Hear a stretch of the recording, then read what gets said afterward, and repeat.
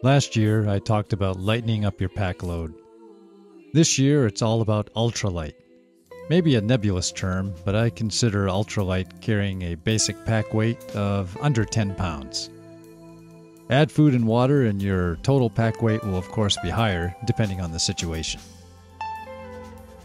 My 15-year-old daughter and I, both trail ambassadors for Gossamer Gear, hiked to a remote area of Mount Rainier National Park with basic pack weights under 9 pounds apiece.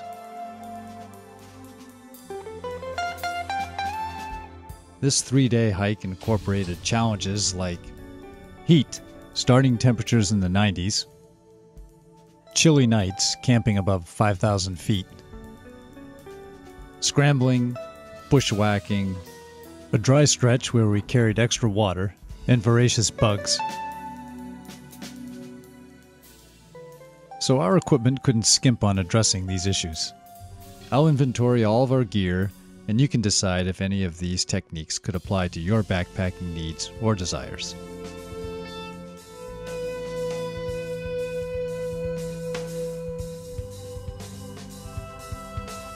Let's start with the basics. Our packs, Gossamer Gear Murmurs at 8 ounces, affording easy access to items stored in the outside pockets.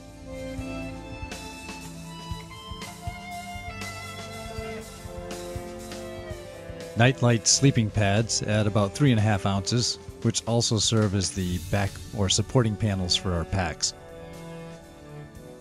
The tent is a tarp tent design Gossamer Gear Squall Classic, lightened up to 1.5 pounds for 2 people. This tent was essential to keep the mosquitoes at bay during the evening when not using manual techniques.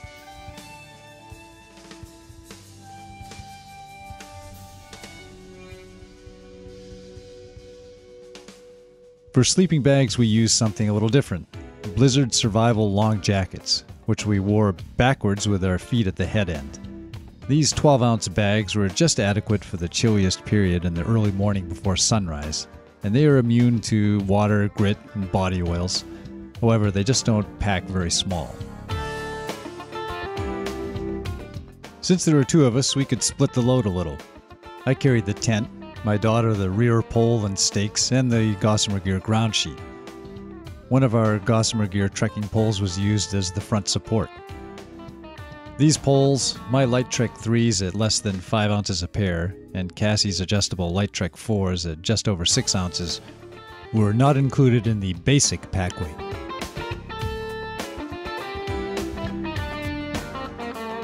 When you get down into frameless light packs like the Murmur, which has no internal supports or a hip belt, it's essential that the total pack weight be low.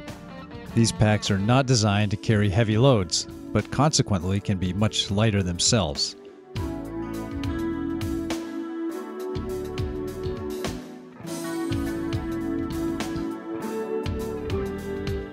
Consider it a cascading condition. The lighter you go, the lighter you can go.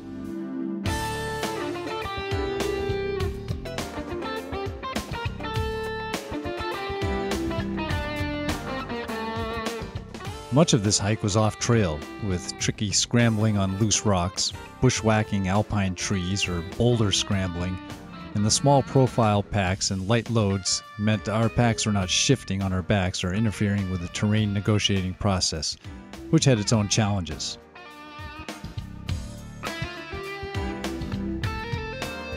We each had one stuff sack for clothing, and I also carried a small sack for other essentials like fire starter, first aid, foot kit, toothbrush, extra batteries, and extra headlamp. I like to utilize 2 shoulder strap mounted pockets for sunscreen, reading glasses, Purell, my video camera, headlamp, and small food items, adding to easy access for items that don't need to be in the pack interior.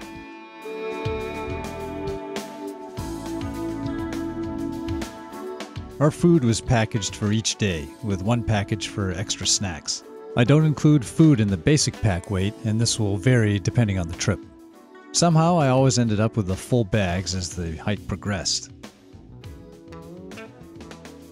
Cassie carried the titanium pot and alcohol stove, while I carried the fuel. With trail running shoes, occasional bare feet, and light loads, our impact on this fragile ecosystem was minimal, probably less than the resident elk we shared the valley with.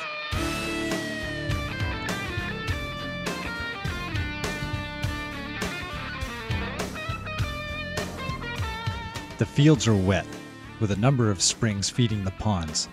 This equals bugs, and you'd think my daughter was the mecca of mosquitodom, with every bug in Washington making the trip to pay homage to her sweetness.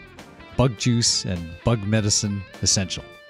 So there you have it, our trip to this remote treasure, sharing the meadows with bear and elk, hundreds of tadpoles tickling our feet, pika and birds, and the possible breeding ground of Washington's supply of mosquitoes was a paradise straight from Greek mythology, made all the more enjoyable, possible, and indeed safer by the light loads on our backs.